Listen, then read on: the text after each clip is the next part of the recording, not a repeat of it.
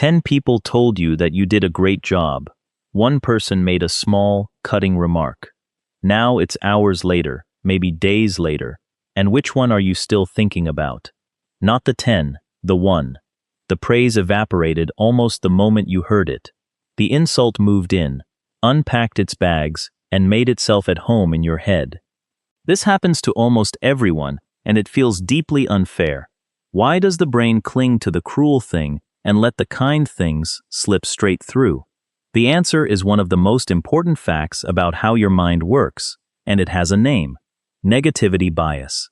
Your brain gives far more weight, attention, and memory to bad things than to good things, not a little more, dramatically more. Researchers have found that it takes several positive experiences to outweigh a single negative one.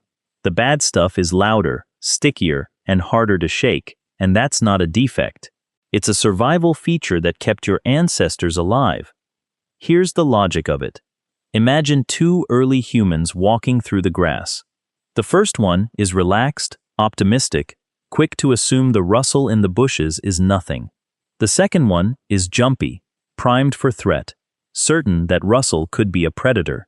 Now, most of the time, the rustle is nothing, and the relaxed one looks wiser. But it only takes one time, one actual predator, and the optimist is gone, removed from the gene pool, while the anxious one survives to have children. Over hundreds of thousands of years, you become the descendant of the worriers. The people who treated bad things as more urgent than good things are the ones who lived to pass on their brains. You inherited that brain. So your mind operates on a brutal but effective rule. Missing a good thing is disappointing. Missing a bad thing can be fatal. Better to flinch 100 times at nothing than fail to flinch the one time it's real. And that rule, written deep into your wiring, is why a single insult can outweigh a flood of compliments. To your threat detection system, the insult is the predator in the grass. The compliments are just nice weather. There's a physical side to this. When something hurts you socially, when you're criticized, rejected, or mocked, the brain responds in a way that's startlingly similar to physical pain. The same regions light up.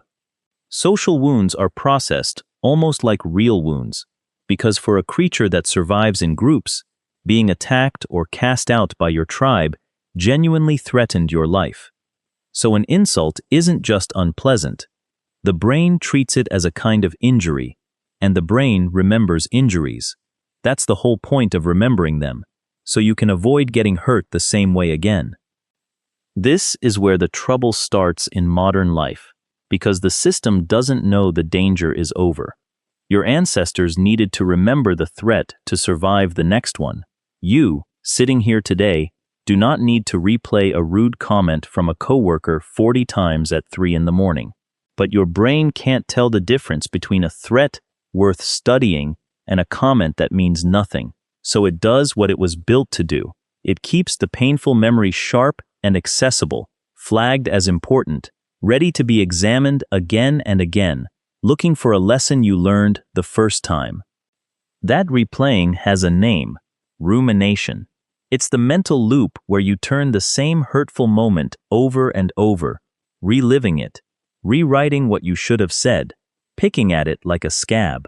And here's the cruel twist. Every time you replay it, you strengthen the memory, carving it a little deeper. The brain treats anything you keep returning to as important, so by obsessing over the insult, you're literally instructing your mind to hold on to it tighter. The compliments, which you didn't replay, fade. The insult, which you couldn't stop replaying, becomes permanent. There's another layer worth knowing. Bad experiences register faster than good ones. Studies of the brain show that negative information gets processed and stored more quickly and more thoroughly than positive information. A compliment is pleasant background noise. An insult is a 5-alarm event. Your brain practically files the bad thing in a special drawer marked urgent, while the good thing gets dropped in a pile that's never sorted. So what do you actually do with this, given that you can't simply rewire a million years of evolution? The first thing is just knowing it exists.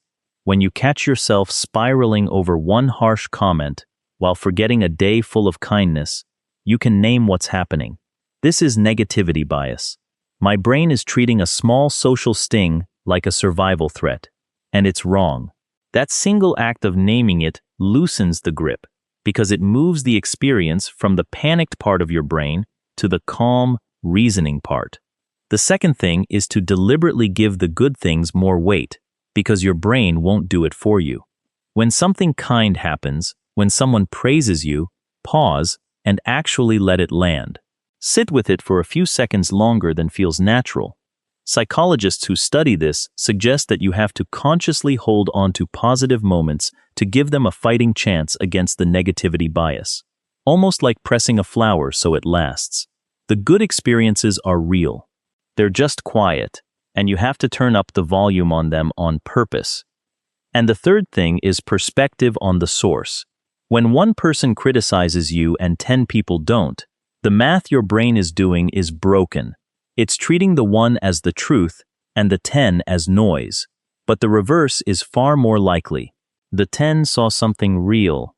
The one was having a bad day, or projecting their own pain, or simply wrong. Your brain hands the microphone to the loudest, harshest voice. Part of growing up is learning to take it back and hand it to the quieter, kinder, more numerous voices that were telling you the truth all along. It's worth seeing how far this reaches into your relationships, because the same bias quietly shapes how you feel about the people closest to you. One sharp argument can outweigh a week of small kindnesses. Your partner can do 20 thoughtful things and say one careless thing, and guess which one you're still turning over at midnight. Relationship researchers have found that stable, happy couples tend to share many positive moments for every negative one. Not because they never fight, but because it takes a whole pile of good to balance the heavy weight of a single bad. If you don't know about negativity bias, you'll let the one bad moment define the whole relationship. If you do, you can catch yourself and deliberately remember the 20. It also explains why criticism at work, or one bad review among 100 good ones, can sink your whole week. The brain zooms in on the wound and treats the praise as irrelevant. A teacher can hear from 30 grateful students and one angry one, and drive home thinking only about the angry one. Knowing this doesn't make the sting vanish, but it lets you argue with your own brain. You can say, "I'm doing the broken math again, weighting the one over the many, and I don't have to believe it." So the next time a single unkind remark moves into your head and refuses to leave, while a whole day of warmth slides away forgotten, don't conclude that the insult was the real verdict and the kindness was just politeness. The opposite is true. Your brain isn't being honest with you. It's being protective in the clumsy, outdated way it learned on the savanna, where flinching at every threat kept you alive. It's an ancient alarm doing its job a little too well, ringing long after the danger has passed. You're not too sensitive. You're running survival software in a world that's mostly safe. Knowing that is how you start to turn the volume back down.